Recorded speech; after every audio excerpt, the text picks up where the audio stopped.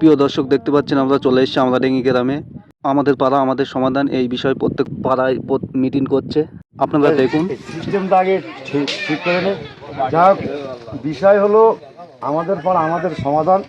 260 নম্বর বুথের হয়তো 2-3টে পাড়া আছে। আজকে আমরা বসেছি 260 নম্বর বুথের পূর্ব পাড়ায়। তো বিষয় হলো 23 তারিখে যে ক্যাম্প, সেই ক্যাম্প হবে। ওখানে তোমার আমাদের পাড়া আমাদের সমাধানের সব কাগজপত্র জমা হবে, প্লাস দুয়ারে সরকারও হবে।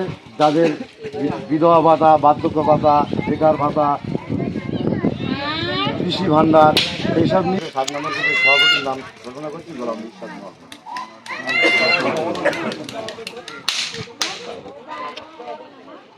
প্রিয় দর্শক, আপনারা জানেন, আপনারা অবগত আছেন, আপনারা জানেন সামনে 2026-এ বিধানসভা ইলেকশন। সেই বিধানসভা ইলেকশনে পদ্ধতি প্রত্যেকটা রাজনীতি দল নিয়ে এনেছে। তাই এই রাজ্যের শাসক দলের সংগঠন এতটাই শক্তিশালী, তাই তারা চেষ্টা করছে শহর থেকে গ্রামে আরও সংগঠন ছড়িয়ে যাক।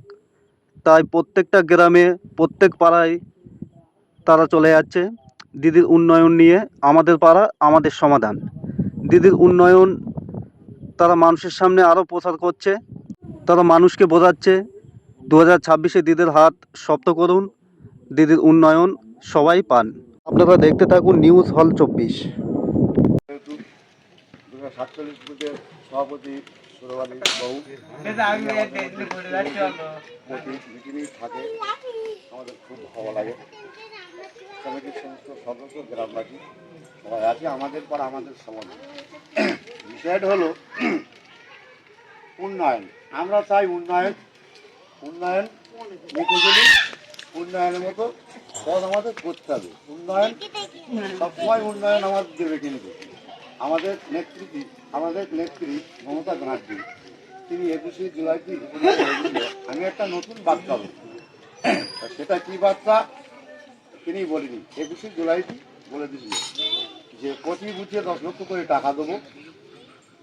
আমাদের পাড়া আমাদের সমাধান নাম দিয়েছিল, কারণ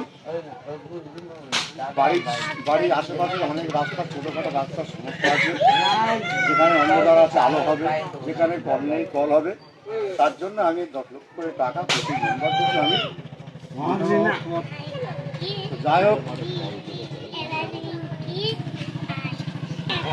সেই টাকাটা এখন আমার দিয়েছে 1,10,00,000 টাকা। এই টাকাগুলো যিনি কেন দিচ্ছে? একটা ভোটের আশায়। যে টাকাগুলো আমাদের দিচ্ছে কিসের আশায়? একটা ভোটের আশায়। বিজুরে একটা ভোট, আমার একটা ভোট, এখানে যারা যারা আমরা সবাই আছি সবার একটা করে ভোট। এই যে উন্নয়নগুলো যায় দিদি একটাই কারণে, একটা ভোটের আশা।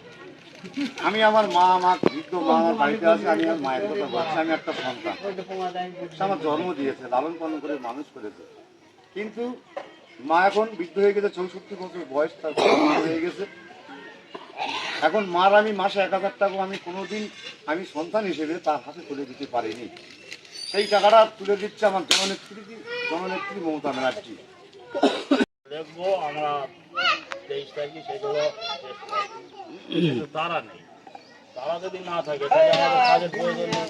তারা ভাবছে আমাদের কাজের প্রয়োজন নেই, যার ফলে তারা নেই। কাজের প্রয়োজন প্রত্যেকেই আছে, প্রত্যেক সংসদে প্রত্যেক পাড়ার কাজের প্রয়োজন আছে। কিন্তু এই দলবাজির জন্যই আমরা মনে করি আমাদের কাজের প্রয়োজন।